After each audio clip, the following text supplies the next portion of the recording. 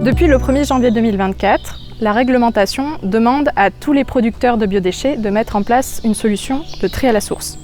Cela concerne notamment les professionnels du tourisme qui doivent s'adapter à cette obligation.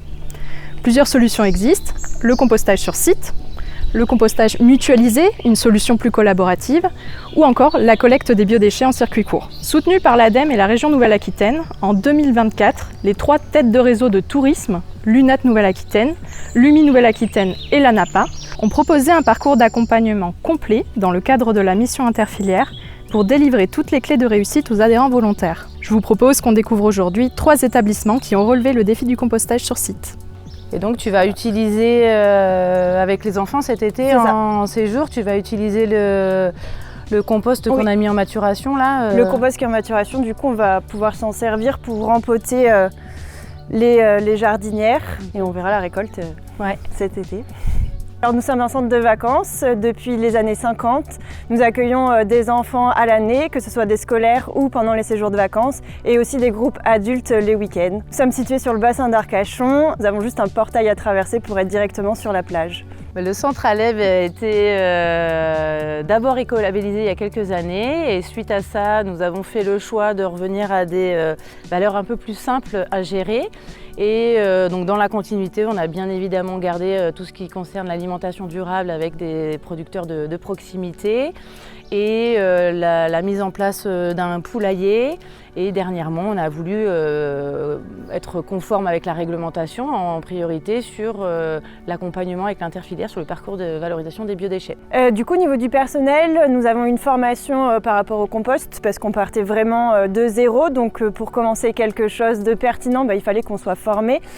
Ensuite, du coup, on a mis en place sur notre centre notre zone de compostage. Et de là, en interne, moi je suis le cuisinier et l'équipe technique au quotidien pour la valorisation des biodéchets.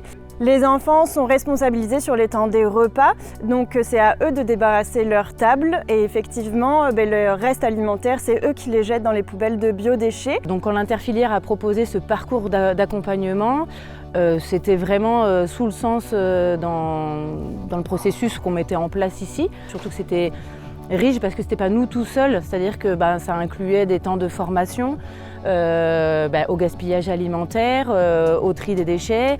Il y avait une formation sur le compostage et puis on a vraiment un lien fort avec toutes les personnes qui interviennent aussi sur la structure pour nous montrer comment on fait. On pratique dans un premier endroit et eux ils viennent nous accompagner sur comment on fait. Donc c'est vraiment, pour le coup, c'est très valorisant, pas que pour les biodéchets, en fait c'est valorisant pour tout le monde parce que l'équipe qui pratique, on est vraiment tous ensemble là dans cette pratique et sur un volume qui pour le coup a été adapté à notre structure. On n'a même pas tergiversé, en fait, c'était vraiment sous le sens, ça allait vraiment.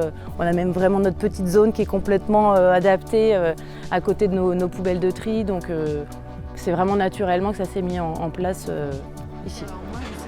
Ouais, alors dis-moi. La tarte à la rhubarbe, là, la tarte à la rhubarbe, ok. Personne cuisine ça, c'est génial. J'adore ça, la tarte à la rhubarbe. J'adore la rhubarbe. Tarte à la rhubarbe, hein? Oui. Ça marche, brioche et ça. Nous faisons une cuisine assez traditionnelle avec des produits essentiellement locaux par circuit court. Nous, à titre personnel, on est déjà assez engagés là-dedans. Et donc, tout naturellement, lorsqu'on nous a proposé cette démarche par la Nouvelle-Aquitaine, nous avons tout de suite adhéré au projet. Voilà, moi j'ai fait une formation du coup. Je suis allée une journée en Dordogne pour voir comment ça se passait, sachant que moi j'avais déjà fait un peu de compost en domestique à la maison. Tout le monde est concerné en fait dans l'équipe, que ce soit au niveau de la salle, au niveau de la cuisine, puisque au niveau des préparations culinaires, en fait, eux ils ont une poubelle pour tout ce qui est biodéchets. Nous en salle, tout ce qui est reste de repas. Au bar aussi, tout ce qui est café, citron, dans les cocktails et tout ça qui revient, les morceaux de fruits. On regroupe tout et après on emmène tout ça au composteur chaque jour ou tous les 2 jours en fonction des quantités. Donc ouais, c'est simple. Non, c'est simple. C'est simple, enfin ça rajoute juste des poubelles en fait. Voilà, il y a plusieurs poubelles, après ça prend très peu de temps d'y aller. On a été très très bien accompagnés et ce que je dirais c'est qu'il ne faut pas avoir peur de le faire parce que déjà je pense que c'est une belle démarche et que c'est facile à faire. Après, c'est une question de formation, d'expliquer aux gens comment s'organiser au mieux et tout se fait assez rapidement. On est dans un camping que j'ai racheté il y a une vingtaine d'années, enfin 19e saison pour être précis, ancien camping municipal de la commune de Saint-Paul-en-Born. Et c'était déjà à l'époque un écrin de verdure niché entre une rivière et un petit ruisseau. Et depuis je l'ai développé pour en faire un petit camping 4 étoiles. C'est-à-dire qu'on ne peut pas envisager de vivre ici et en n'ayant pas cette approche basée sur le respect de la biodiversité et sur des moyens à mettre en œuvre pour la préserver et pour aller dans ce sens-là. D'autant plus qu'avec l'arrivée de Constance dans l'équipe il y a 2 ans, qui a aussi cette approche-là à titre personnel, bon, ça a coulé de source qu'il fallait qu'on trouve qu'on aille dans ce sens-là. Et donc l'interfilière et tout ce qu'on a nous proposé, on a sauté sur l'occasion pour se lancer corps et âme sur la mise en place et aujourd'hui du site de compostage et demain de l'audit sur le zéro plastique, etc. et d'aller plus loin dans cette démarche-là, quoi. Oui, c'est vrai que ça paraissait logique au vu de ce qu'on fait et du cadre dans lequel on évolue. Ça paraît logique qu'on aille vers cette démarche-là aussi. Moi, ça me fait à titre personnel très plaisir, comme disait Sébastien.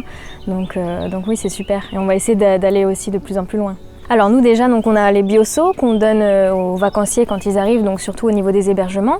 Après, moi, lors de l'arrivée des vacanciers, je leur explique un petit peu comment ça fonctionne. Je leur montre sur le plan, c'est vrai que ça on le faisait pas avant, mais on montre bien l'aire de compostage et on fait la différenciation avec les poubelles qui sont à l'extérieur.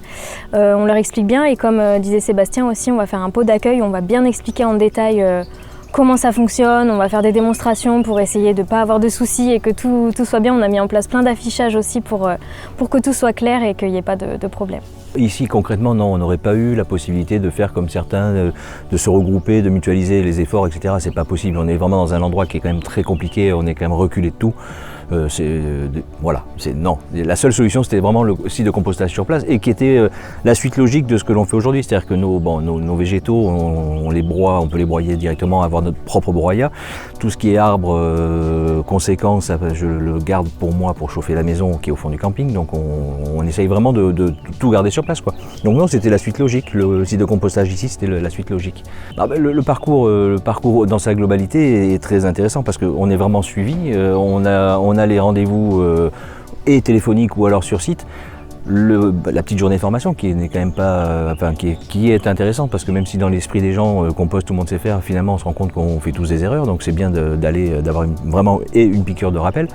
Donc c'est le suivi en fait dans la globalité qui était intéressant et ce choix-là de pratiquer d'aller dans le sens de l'interfilière, c'était intéressant de le faire. Ouais. Tout seul, je l'aurais peut-être pas fait de cette façon-là. Voilà. Parce qu'aller chercher des composteurs, bon oui, je peux aller à un salon pro acheter des composteurs, mais bon, une fois qu'on les a mis en place, on n'a pas tout le suivi et c'est important de l'avoir. Vous l'aurez compris, le compostage en établissement reste quelque chose de relativement simple, à condition de ne pas se lancer seul. Au-delà de l'achat de matériel, un diagnostic d'un expert biodéchets sur votre territoire, ainsi que la formation du personnel, sont 2 volets à ne pas négliger pour réussir votre projet sur le long terme. Je n'ai plus qu'une chose à dire, n'hésitez pas et lancez-vous!